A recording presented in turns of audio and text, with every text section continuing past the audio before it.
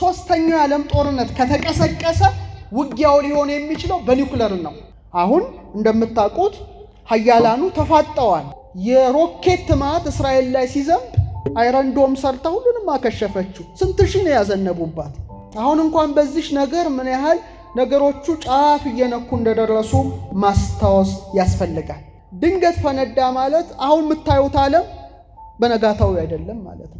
የምትሰሙት ዜና ነው፣ አዲስ ነገር አይደለም። ለዚህ እኮ ነው የጦርንም ወሬ ትሰማላችሁ አለ ጌታ። አሁን ጦርነቱ ሲካሄድ ላይቭ ስትሪሚንግ ሆኖ መላው ዓለም ምንኑ ያሰማዋል? ጦርነቱን ይሰማዋል። ይሄን ነው ያለው ጌታ። የዓለም ስልጣኔ ሙሉ በሙሉ ወድሞ ሰዎች ወደ ኋላ ዘመን ተመልሰው እንደገና እንጨት ድንጋይ ይዘው መደባደብ ይጀምራሉ ማለት ነው። አሁን እኔና እናንተን በደረስንበት ምልክት እንነጋገር። የጦርንም ወሬ ትሰሙ ዘንድ አላችሁ ይላል። እንዲህ ሲባል በየሰፈሩ የሚደረገውን ጦርነት አይደለም ጌታ እየተናገረ ያለው። አስተውሉ። ጦርንም ካለ በኋላ የጦርንም ወሬ ማለት ምንድን ነው? ዜና ማለት ነው። ትሰማላችሁ። ይህ ሊሆን ግድ ነው። ተጠበቁ፣ አትደንግጡ። ዳሩ ግን መጨረሻው ገና ነው አለ። ጦርነት ተከሰተ ብለህ ዓለም ሊያልፍ ነው ብለህ እንዳትጨነቅ ነው። ገና ነው ይላል። ህዝብ መንግስት በመንግስት ላይ ይነሳል። ጥሩ። ጦርነት ለምድር እንግዳ ነው ወይ? መጠየቅ ያለብን ይሄ ነው። ምክንያቱም ውጊያና ጦርነት የተጀመረው በሰማይ ነው፣ በምድር አይደለም።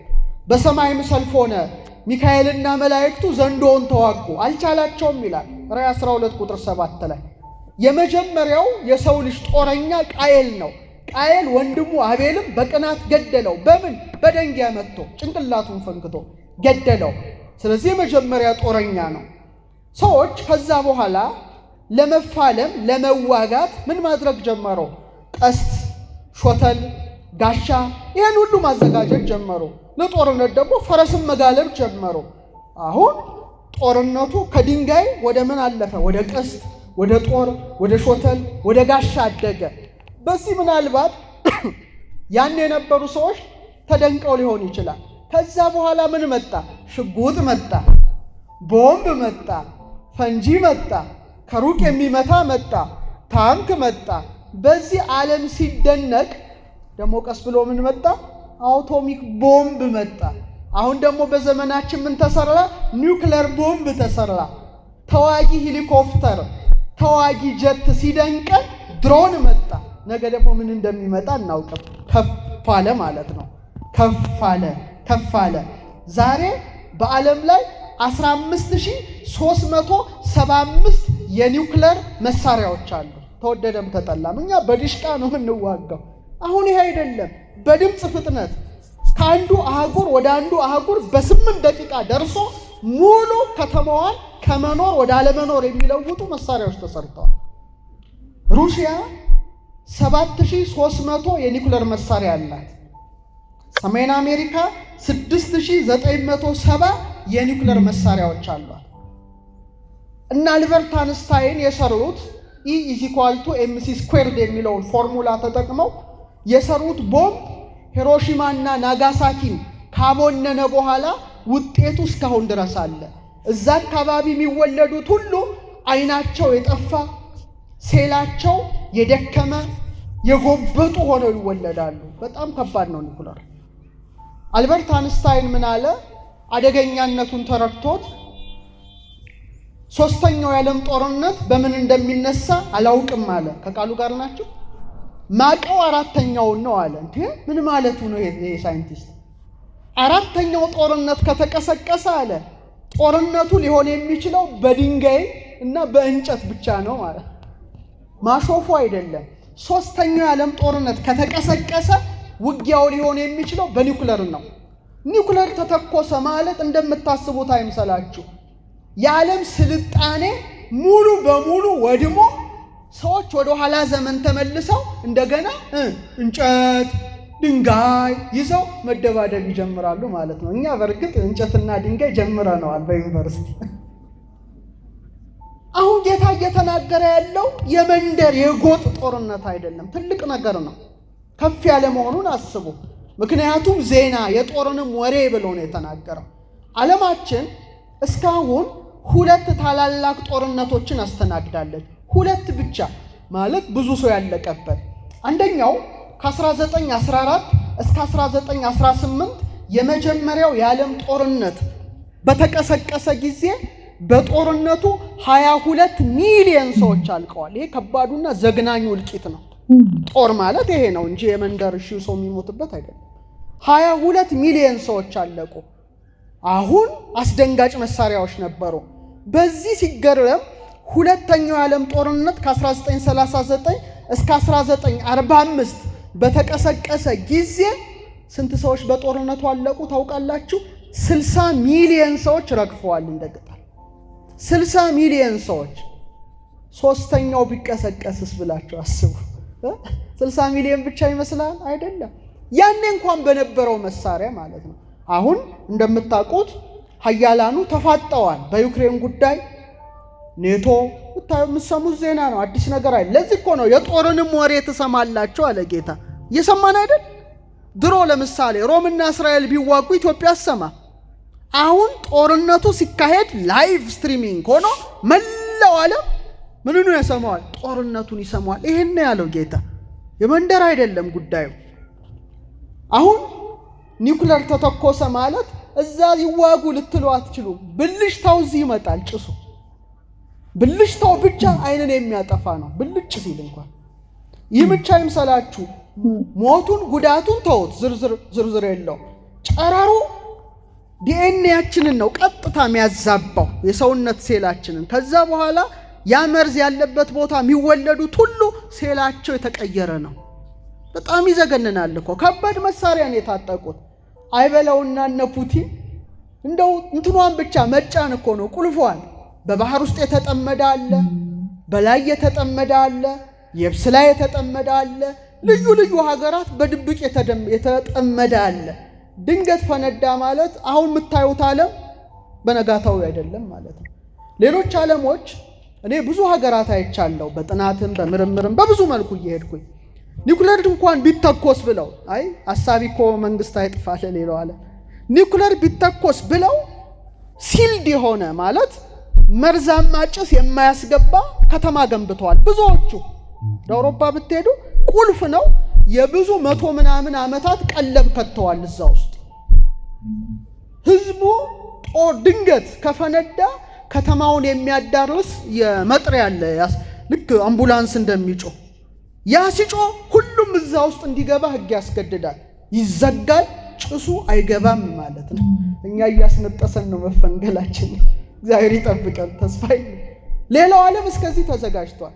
ወደ እስራኤል ብትሄዱ አሁን ፎቁ የምታዩት 3 ፎቅ ነው። ሊፍቱ ጋር ስትገቡ ግን 9 ይላቸዋል። ጠቅ ስታረጉት ወደ ታች ነው ይዟችሁ ሄዱ። ይሄ ሁሉ ዜጎቻቸውን ለመከላከል ይጠነቀቃሉ። ባለፈው የሮኬት ማት እስራኤል ላይ ሲዘንብ አይረንዶም ሰርታ ሁሉንም አከሸፈችው። ስንት ሺህ ነው ያዘነቡባት። እኛ ምን አለን? ተስፋችን እግዚአብሔር ብቻ ነው። ምንም ዝግጅት የለንም። እኛ ሰነፎች ነው። እኛ እርስ በርስ መባላት እንጂ ይህንን ዓለም አቀፍ ሁኔታ ድምታችን አይደለም። ግን አይበለው ከተነሳ የሀያላኑ ጦርነት አትጠራጠሩ፣ 3ኛው ነው የሚለኮሰው ማለት ነው። እግዚአብሔር ያስማማች። ሌላ ምንም ልንል አንችልም። ከባድ ነው፣ እንደምታስቡት አይደለም። አሁን እንኳን በዚህ ነገር ምን ያህል ነገሮቹ ጫፍ እየነኩ እንደደረሱ ማስታወስ ያስፈልጋል። ይሄ ነው ጦርነት ማለት። 3ኛው አሁን ምነግራችሁ ግን ትንሽ የተለየ ነው። ጦርነት አሁን ምድር ላይ ብቻ ይመስለዋል ሰው፣ ሞኝ ነው አይደለም። በዶናልድ ትራምፕ ጊዜ አሜሪካ 8ኛ ጦር ኃይል አቋቋመች። ያ ጦር ኃይል የምድር ጦር አይደለም፣ የባህር ኃይል አይደለም፣ ስፔስ ፎርስ ነው። የሰማይ ብርጌድ። የምን ብርጌድ? የሰማይ ብርጌድ። ያስደነግጣል እኮ። አሁን እናንተ ሰማይ የምታዩት ይመስላል አይደል? ከዚህ በላይ እኮ ያለው ጉድ እኮ ስንት ሺህ ሳተላይት እኮ ነው እዛ ላይ ያለው። ይሄ ሞባይል ቴሌቪዥኑ ምኑ የሚሰራው እኮ እዛ ባለው ሳተላይት እኮ ነው። ስፔስ ስቴሽን አለ ጠፈርተኞች ያሉበት የሚጓዝ። አሁን ስፔስ ፎርስ ለምን ተቋቋመ? ወደፊት ውጊያው ከየት ወዴት ይሆናል? ከላይ ነው የሚለቅብህ ጨረሩ። አንተ ይታቃል። ሰው እስከዚህ ድረስ ሄዷል። ቀንና ሌሊት ለክፋትም ቢሆን ይሰራል። እኛ ቀንና ሌሊት እናወራለን። ስፔስ ፎርስ በዚህ ደግሞ ሲያስደነግጠን ሌላ ምን አይነት ሰሩ መሰላችሁ? የማይቆስሉ የማይደሙ ወታደሮች፣ የሮቦት ወታደሮች ማለት ነው። ማሽን ናቸው፣ ስሜት የላቸው። አርቲፊሻል ኢንተለጀንስ ሰው ሰራሽ አስተውሎት ይባላል።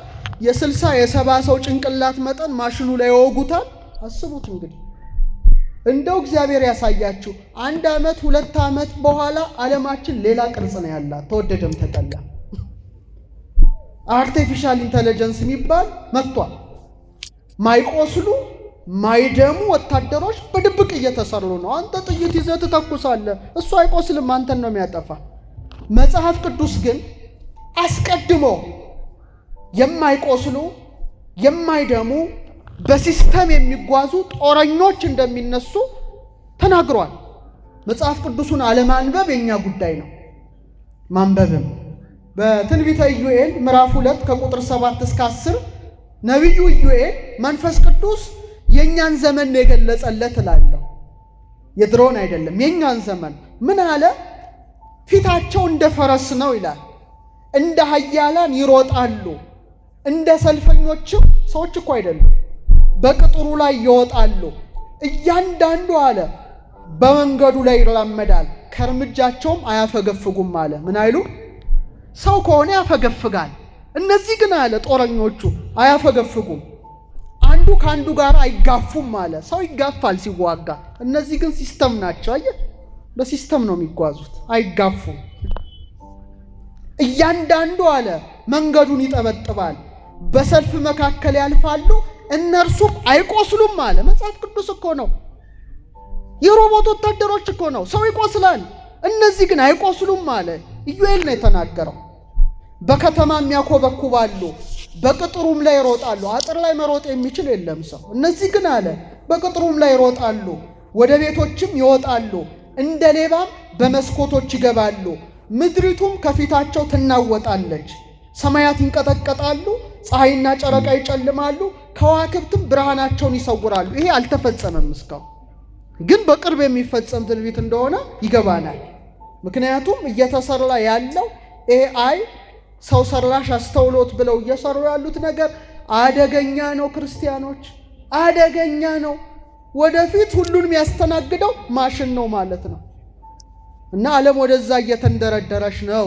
ምናልባት እኛ ገና ስልጣኔው ስላልደረሰ እንደው ላይ ደርስ ይመስለናል። ግን ተወደደም ተጠላም የ2 ዓመት የ3 ዓመት ዕድሜ ይሄ ነገር ቢሆን ነው። ስለዚህ ማወቅ ያስፈልጋል ማለት ነው። ምን ዘመን ላይ ነን?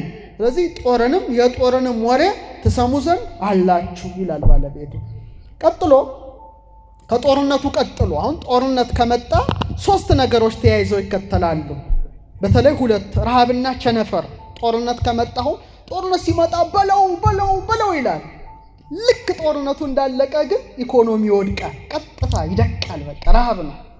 ረሃብ ከመጣ ደግሞ ተላላፊ በሽታ አለ። አሁን ስለ ረሃብ ምን ያስደንቃል? ያዕቆብም በረሃብ ምክንያት ተሰደው ግብፅ ገብተዋል። ረሃብ ድሮም ነበረ። ጌታ እያለ ያለው ረሃብ ምን አይነት ረሃብ ነው?